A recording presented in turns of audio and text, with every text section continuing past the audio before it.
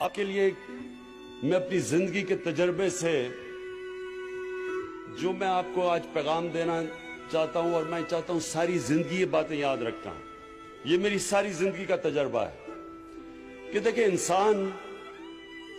انسان وہ بڑے کام کر کے جاتا ہے اور اس کا نام ہوتا ہے دنیا میں، وہ نہیں ہوتا جس میں اللہ نے عقل زیادہ دی ہو، جس میں تعلیم زیادہ ہو، جو بڑے پیسے کے گھر میں پیدا ہو. وہ انسان اوپر جاتا ہے جس کی سوچ بڑی ہوتی ہے، جس کی خواب بڑی ہوتی ہے.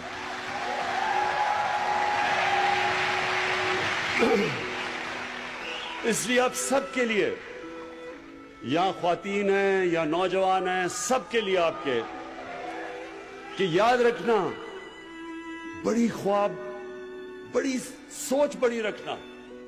اور بڑی سوچ ہمیشہ ایک انسان سے نکل کے ہوتی ہے. بڑا انسان وہ ہوتا ہے جو اپنے سے باہر نکل آتا ہے، جو اپنی ذات سے باہر نکل آتا ہے.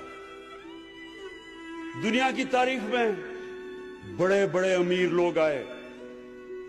کوئی آج دنیا ایک امیر آدمی کو یاد رکھتی ہے؟ کوئی آپ کو یاد ہے امیر آدمی آج ہے، جیسی وہ مرتا اس کے بچے ہی اس کو بھول جاتے ہیں، باقی دنیا تو چھوڑے.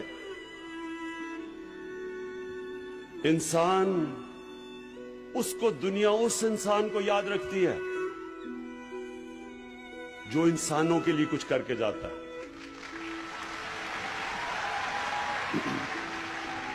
اس لیے جس کو greatest man in human history, جو ایک 100 گریٹسٹ مین کی جو ایک کتاب ہے، اس میں نمبر 1 ہمارے نبی صلی اللہ علیہ وسلم ہے. اور ہمیں قرآن میں کہا گیا کہ ان کی زندگی سے سیکھو. تو ان کی زندگی کیا؟ بار بار اگر آپ نے بڑا انسان بننا ہے، نوجوانوں، اگر آپ نے بڑا انسان بننا ہے تو ان کی زندگی کو بار بار پڑھو، سمجھو وہ کیا ہے، کیسے، کیا چیز تھی ان میں، کیا کوالٹیز تھی کہ انہوں نے دنیا کی تاریخ ہی بدل کے رکھ دی. سب کے لیے میں ہمیشہ کے لیے آپ نے یہ چیزیں یاد رکھنی ہیں. دیکھیں اللہ نے کیوں کہا؟ اللہ نے ان کو اپنا حبیب کہا. انہوں نے کہا ان کی زندگی سے سیکھو. ہم جب بڑے تھے ہمارے اور رول ماڈلز تھے، میرے کرکٹ کے رول ماڈلز تھے، اور راستے میں رول ماڈلز بنتے آئے، پاپ سٹارز تھے وغیرہ وغیرہ. ابھی بھی لوگ جو بزنس میں ہوتے ہیں وہ بل گیٹس کو رول ماڈل بنا لیتے ہیں، یا اور جو سٹیو جابز وغیرہ وغیرہ. لیکن یہ یاد رکھیں کہ یہ کوئی بھی ان کے پیر کی مٹی کے بھی برابر نہیں پہنچ سکتے.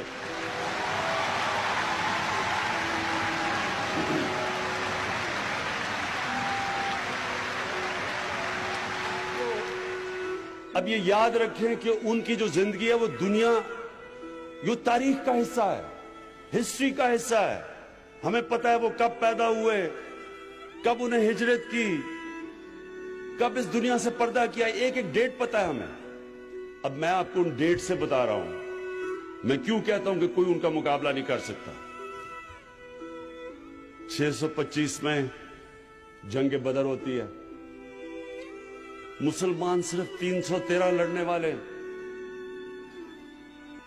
ان میں سے سب کے پاس تلواریں بھی نہیں تھی.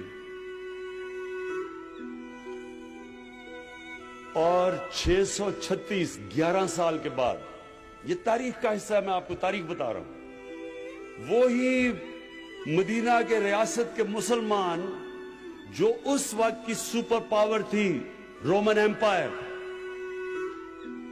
صرف 11 سال کے بعد بدر کے، جدھر صرف 313 لڑنے والے تھے، رومن ایمپائر کی جو بیزنٹائن ایمپائر کی جو سدرن لیجن تھی، وہ 1,00,000 فوجی تھے اور لیٹسٹ ہتھیار تھے ان کے.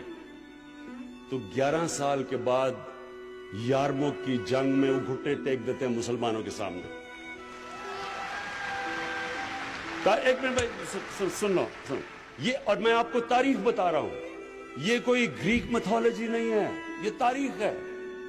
اور 638 اس کے 2 سال کے بعد جو دوسری سپر پاور تھی پرشین ایمپائر، وہ قدسیہ کی جنگ میں ان کے سامنے گھٹنے ٹیک دیتے۔ تو 13 سالوں میں، جنگ بدر کے 13 سالوں کے بعد وہ دنیا کی سب سے عظیم قوم بن جاتی ہے۔ تو کیا کیا تھا؟ کبھی کوئی آپ نے کہیں ایسی چیز سنی ہے کہ کوئی ایسا انقلاب آیا ہو؟ اور پھر وہ سیویلائزیشن اگلے 700 سال تک سب سے بڑے سائنٹسٹ مسلمان تھے، اور وہ دنیا کی سب سے بڑی تہذیب تھی۔ مسلمانوں کا کیریکٹر انہوں نے ایسا بنایا کہ انڈونیشیا اور ملیشیا میں مسلمان تاجروں کو دیکھ کے لوگ مسلمان ہو گئے۔